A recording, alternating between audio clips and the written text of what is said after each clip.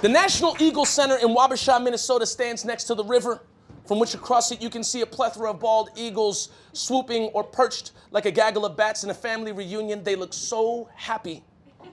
As a younger man, I once saw a bald eagle beset in a stray current of wind, wings fully reaching opposite directions, hugging the curve of our great planet. It was so monstrous in its size and moving so dangerously fast. My younger mind mistook it for a pterodactyl or some mythological beast come to snatch us humans up and take us back to his nest to eat. The National Eagle Center in Wabasha, Minnesota showcases 5 eagles, all having incurred a life-altering injury that no longer permits them to fly. Columbia fractured her right shoulder in a vehicle collision and was found to have lead poisoning. Harriet, left wing broken from a vehicle accident as well, which would later be amputated. And then Donald. Donald the Eagle.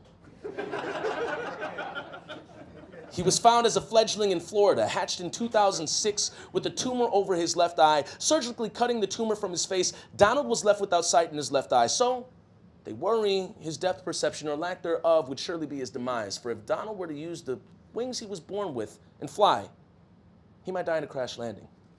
The busted birds sit perched on stands extending a foot from the ground. Children press as close they can to the rope barriers, watching the broken wing ground destitute eagles fish minnows out of a bucket placed in front of them. There is no hunt for them. Dinner is served. The gesture is sweet. God bless the National Eagle Center in Wabasha, Minnesota, but Donald wants nothing of it. His live bucket of minnows splashes in front of him with his back turned to it and the children. He's looking. He's watching. His one eye is scanning and surveying the window between him and the river beneath the flight party of bald eagles, free to land and take off as they want.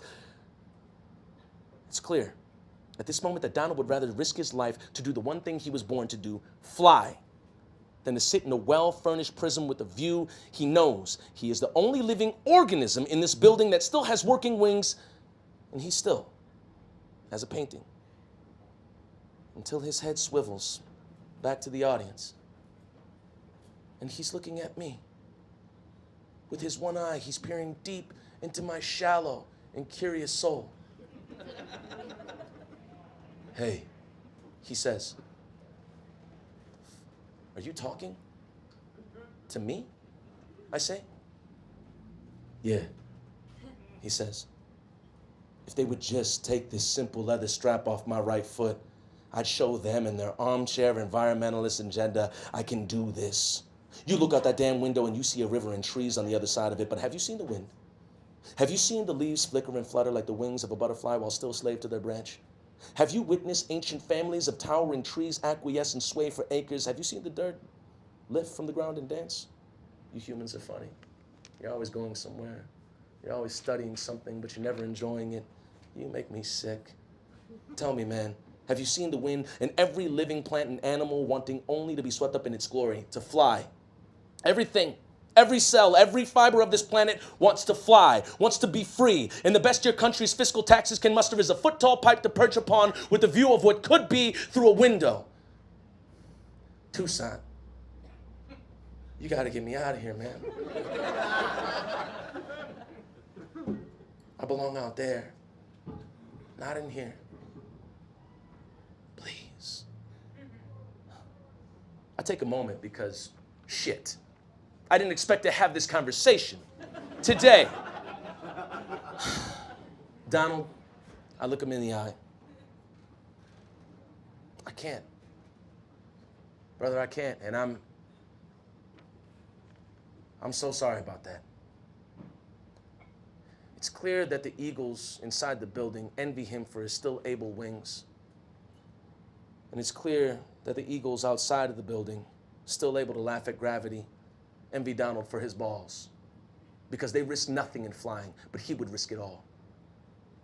It's clear he is living evidence that the greatest risk we take is by not taking action. It is clear Donald takes a minutia of satisfaction in watching his brothers and sisters' freedom through a thick window. And it is clear I have been standing and staring at Donald for an obscene and perhaps perverse amount of time.